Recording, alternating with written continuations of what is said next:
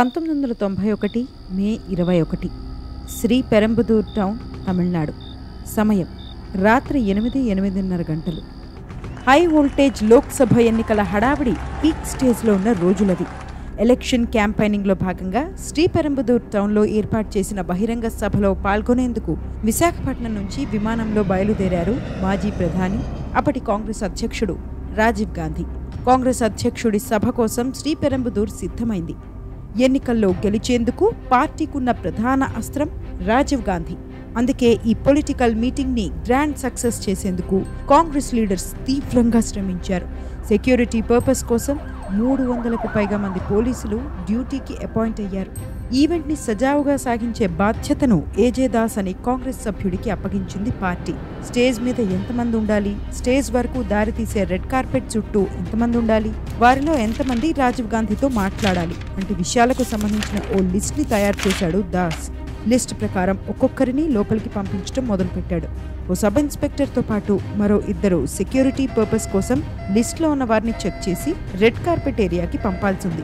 మహిళలను చెక్ చేసేందుకు ఎస్ఐ అనసూయ, మరో 2 మహిళా అధికారులు రెడ్ కార్పెట్ దగ్గర నిలబడ్డారు.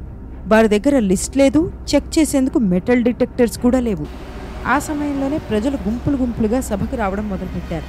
దాస్ దగ్గరికి వెళ్ళి, నా పేరు లిస్టులో యాడ్ చేయి, నన్ను కూడా లోపలికి పంపించు అని అడగడం మొదలుపెట్టారు. వారిలో ఒకరు అరకోణం కాంగ్రెస్ వర్కర్ లతా కన్నన్. తన కూతురు కోకిలతో కలిసి ఈవెంట్కి వెళ్లిన లత తన పేరును క్లియర్ చేసుకునేందుకు చాలా కష్టపడింది. చివరికి ఆమె శ్రమ ఫలించింది. ఆ సమయంలో లతను దూరం నుంచి కొందరు గమనించారు. వారిలో 3 మహిళలు, 2 పురుషులు ఉన్నారు. మహిళల్లో ఒకరు సెల్వార్ కమీజ్ వేసుకుని పూలమాల పట్టుకుని నిలబడింది.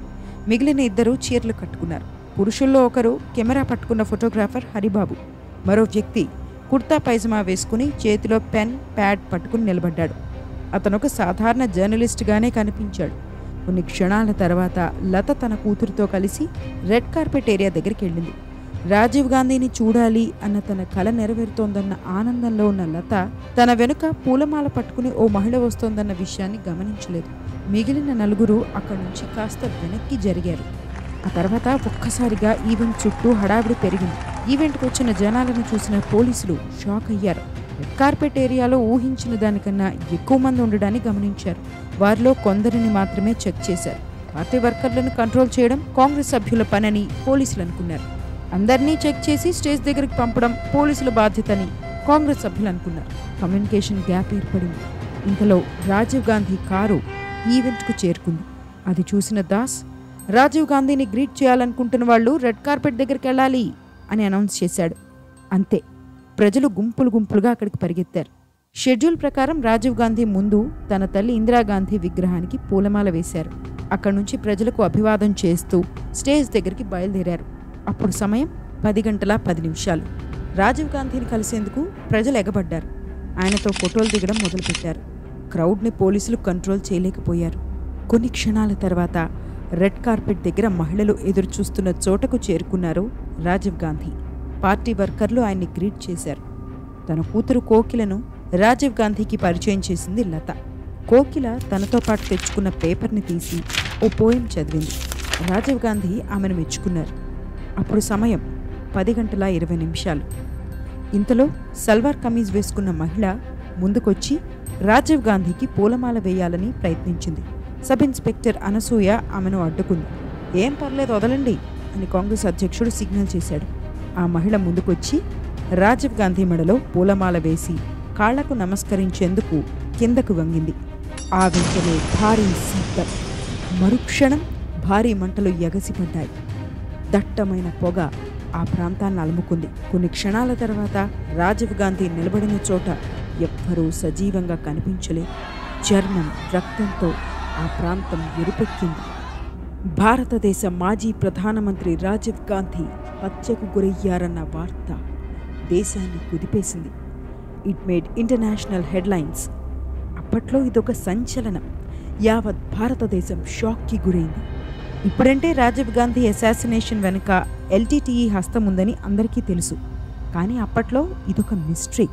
మాజీ ప్రధాని స్థాయి వ్యక్తిని చంపాల్సిన అవసరం ఎందుకొచ్చింది? ఈ అసాసినేషన్ మాస్టర్ మైండ్ ఎవరు? ఇంతటి హై ప్రొఫైల్ గ్రిప్పింగ్ మిస్టరీ కేసును ఇండియా ఎలా సాల్వ్ చేసింది? నిందితులను కోర్టు ముందు, ప్రపంచం ముందు ఎలా నిలబెట్టింది వంటి విషయాలను the Rajiv Gandhi assassination case video ద్వారా తెలుసుకుందాం రండి.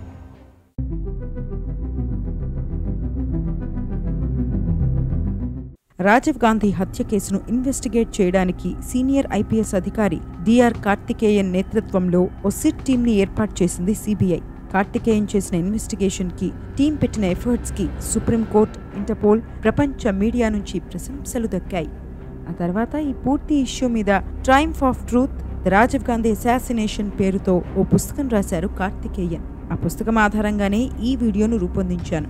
వీడియోలోకి వెళ్దాం. రాజీవ్ గాంధీ హత్య జరిగిన సమయంలో హైదరాబాద్లో ఉన్నారు కార్తికేయన్. సిఆర్పీఎఫ్ సదర్న్ సెక్టర్ ఐజీగా పనిచేస్తున్నారు. 1991 మే 22న ఆయనకు సిబిఐ నుంచి ఫోన్ వచ్చింది. ఇన్వెస్టిగేషన్ కోసం సిట్ని ఏర్పాటు చేస్తున్నట్టు, అందుకు కార్తికేయన్ని హెడ్గా చేయాలని నిర్ణయించినట్టు చెప్పింది. వాస్తవానికి రాజీవ్ గాంధీ అసాసినేషన్ కేసు చాలా మిస్టీరియస్. మహాత్మా గాంధీ, ఇందిరాగాంధీలు కూడా హత్యకు గురైనప్పటికీ ఆ ఘటనలో నిందితులెవరో వెంటనే తెలిసిపోయింది. కానీ ఇక్కడ చాలా డిఫికల్ట్ సిచ్యువేషన్ ఏర్పడింది. ఇంటెలిజెన్స్ దగ్గరే ఒక్క క్లూ కూడా లేదు. పైగా ఇదొక హై ప్రొఫైల్ కేస్. చాలా పొలిటికల్ ప్రెషర్ ఉంటుంది. అందుకే ఎక్స్పీరియన్స్డ్ ఆఫీసర్ కార్తికేయన్కి ఈ కేసును అప్పగించాలని ప్రభుత్వం నిర్ణయించింది. అదే రోజు సాయంత్రం హైదరాబాద్ నుంచి చెన్నైకి బయలుదేరారు కార్తికేయన్. ఆయన మనసులో ఏదో ఆందోళన. రాజీవ్ గాంధీ హత్య వెనుక ఎల్టీటీఈ హస్తముందా? ఉంటే ఆధారాలు సేకరించడం చాలా కష్టమవుతుందని అనుకున్నారు కార్తికేయన్. మరుసటి రోజు ఉదయం బ్లాస్ట్ సైట్కి వెళ్లారు కార్తికేయన్. ఆ క్షణం నుంచి తన టీంతో కలిసి రోజుకు 20 గంటలు, వారానికి 7 రోజులు బ్రేక్ లేకుండా పనిచేశారు. సిట్లో కార్తికేయన్తో పాటు CBI, Tamil Nadu police, CRPF, NSG సభ్యులు ఉన్నారు. మల్లిగైలోని ఓ బిల్డింగ్లో సిట్ తన కార్యకలాపాలను మొదలుపెట్టింది. తమిళనాడు ఫోరెన్సిక్ సైన్స్ ల్యాబొరేటరీకి చెందిన సైంటిస్టులు ఘటనా స్థలానికి వెళ్లి మెటీరియల్ ఎవిడెన్స్ని కలెక్ట్ చేశారు. వాటిని రీఅరేంజ్ చేయగా ఆర్డీఎక్స్ వాడి ఐఈడీని తయారు చేసి ఒక బెల్ట్ బాంబును తయారు చేసి హత్యకు వాడినట్టు అధికారులు తెలుసుకున్నారు. మే 24న ఈ కేసు తమిళనాడు పోలీసుల నుంచి అధికారికంగా సిబిఐ చేతుల్లోకి వెళ్ళింది. ఘటనా స్థలానికి వెళ్లిన సిబిఐ అధికారులు మరిన్ని ఆధారాలను సేకరించారు. కొన్ని శరీర భాగాలు కనిపించాయి. వాటిని డిఎన్ఏ ఎగ్జామినేషన్ కోసం పంపించారు. బెల్ట్ బాంబ్ కోసం తయారు చేసిన సెటప్కి అంటుకుని ఉన్న చర్మం, టిష్యూస్ వాటితో మ్యాచ్ అవుతున్నాయా అని పరిశీలించారు. అవి మ్యాచ్ అయ్యాయి. హ్యూమన్ బాంబు కారణంగా రాజీవ్ గాంధీ మరణించారని అధికారులు నిర్ధారించారు. పేలుడు జరిగిన కొద్దిసేపటికి పోలీసులు ఆ ప్రాంతాన్ని సర్చ్ చేశారు. వారికొక కెమెరా దొరికింది. ఆ కెమెరా హరిబాబుది. కానీ ఆయన బ్లాస్ట్లో మరణించారు. కెమెరాని స్టూడియోకి తీసుకెళ్లారు. అందులో ఉన్న 10 ఫోటోలను మే 23న డెవలప్ చేశారు. వాటిలో ఒక ఫోటోలో పూలమాల పట్టుకుని సల్వార్ కమీజ్ వేసుకున్న మహిళ కనిపించింది. ఆ ఫోటోలను అధికారులు పరిశీలించారు. ఆమెపై వారి అనుమానాలు పెరిగాయి. ఇంతలో వారి కన్ను మరో ఫోటోపై పడింది.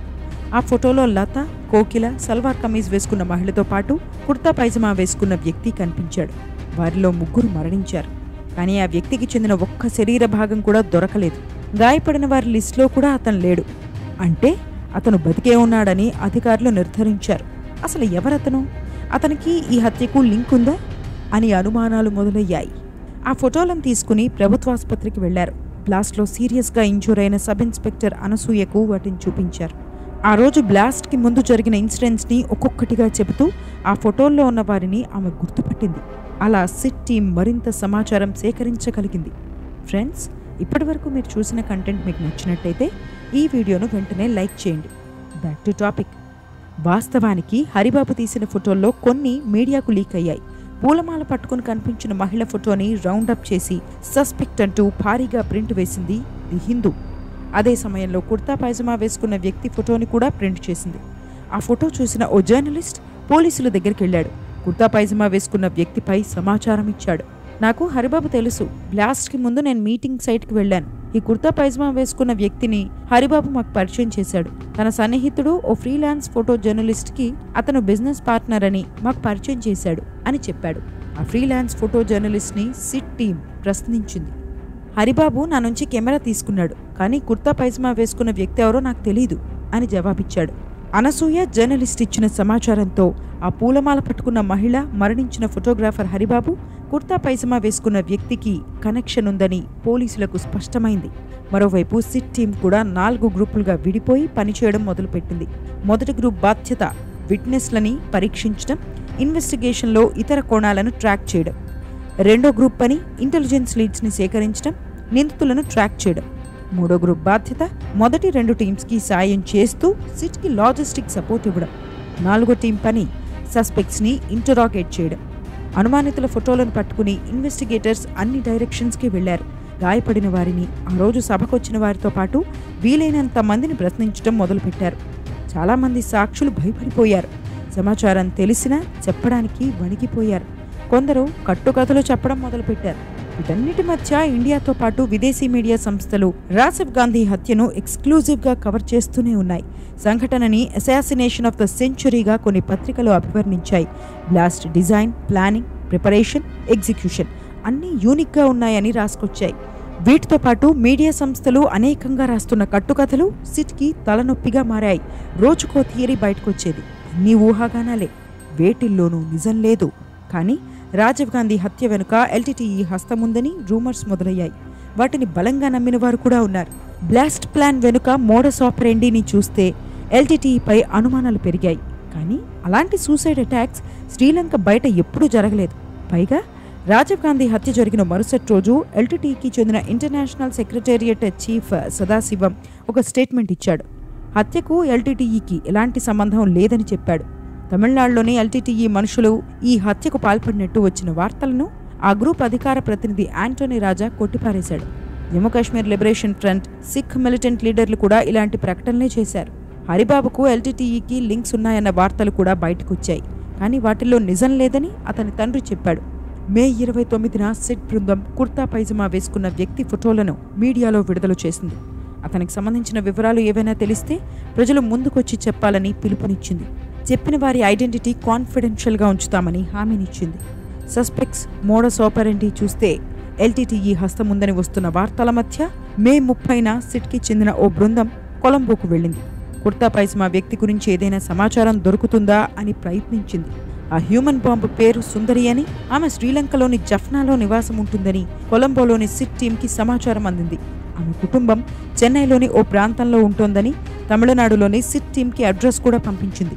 ఆ లొకేషన్ని అధికారులు రైడ్ చేయగా అది ఫేక్ అని తేలింది. ఇంతలో మే 30న న్యూస్ పేపర్లలో పబ్లిష్ అయిన ఫోటోలను చూసిన ఓ వ్యక్తి సిట్ టీంని సంప్రదించాడు.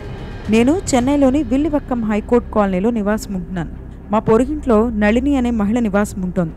మే 21 మధ్యాహ్నం సల్వార్ కమీజ్ వేసుకున్న మహిళ కుర్తా పైజమా వేసుకున్న వ్యక్తితో కలిసి నళిని బయటకు వెళ్లడాన్ని నా భార్య చూసింది. దాస్ అనే వ్యక్తి కూడా తరచూ నళిని ఇంటికి వెళుతూ ఉండేవాడు. మే 26న నళిని ఇంట్లో నుంచి వెళ్లిపోయింది. తిరిగి రాలేదు.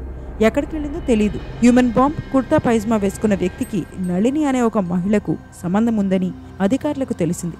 అంతకుమించి కేసులో ప్రోగ్రెస్ లేదు. అలా 1991 మే నెల గడిచింది. ఆ తర్వాత ఏం జరిగింది? సిట్ టీంకి ఎన్ని కష్టాలు ఎదురయ్యాయి? ఆ కుర్తా పైజమా వేసుకున్న వ్యక్తి ఎవరు?